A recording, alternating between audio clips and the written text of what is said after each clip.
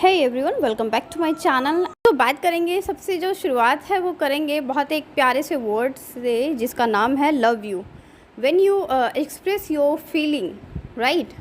आप किसी को प्रपोज करते हैं, आप किसी से प्यार करते हैं तो एक सिंपल वर्ड यूज़ होता है, आई लव यू, राइट। तो क्या आपको लगता है कि हमेशा इसी वर्ड का यूज़ किया जाना चाहिए, या न्यू सेंटेंसेस क्या है, इसकी जगह पे आप कौन से वर्ड्स यूज़ करना चाहेंगे?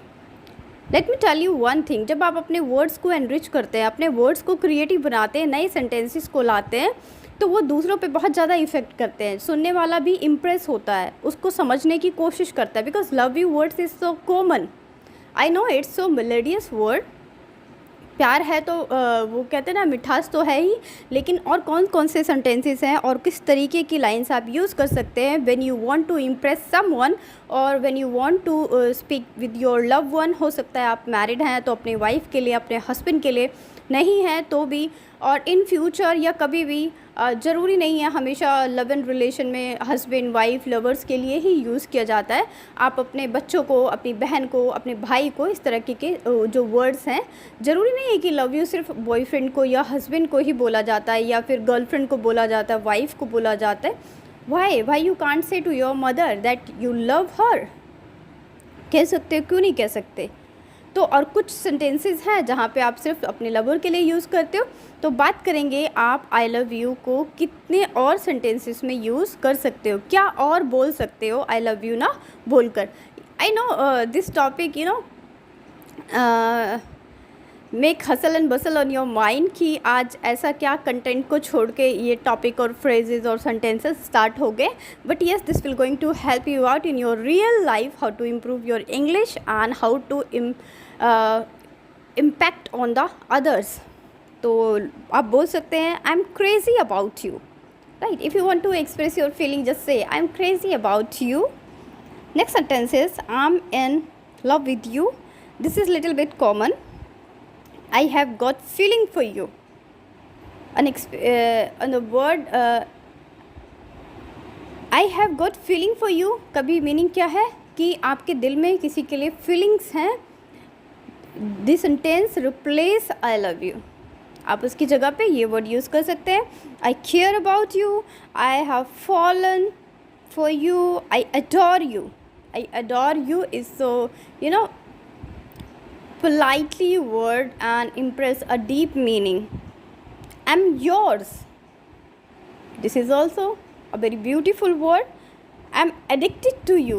Yes guys, you can use this sentence also. I'm addicted to you. वैसे एडिक्शन का मतलब जो लिटरल मीनिंग होता है उसका होता है कि किसी चीज़ की लत लग जाना, राइट। आपको एक गाना भी याद आ रहा होगा। तो यहाँ पे इस सेंटेंस का भी यूज़ किया जा सकता है। You are my everything. I'm all about you. I want you and only you. See the sentence, I want you and only you. तो इसका मतलब भी क्या है, आप किसी को एक्सप्रेस कर रहे हो और देखिए कितनी जेन्युइन फीलिंग है जो आप उसके साथ शेयर कर रहे हैं। I fall in love with you. You are peanut butter to my jelly.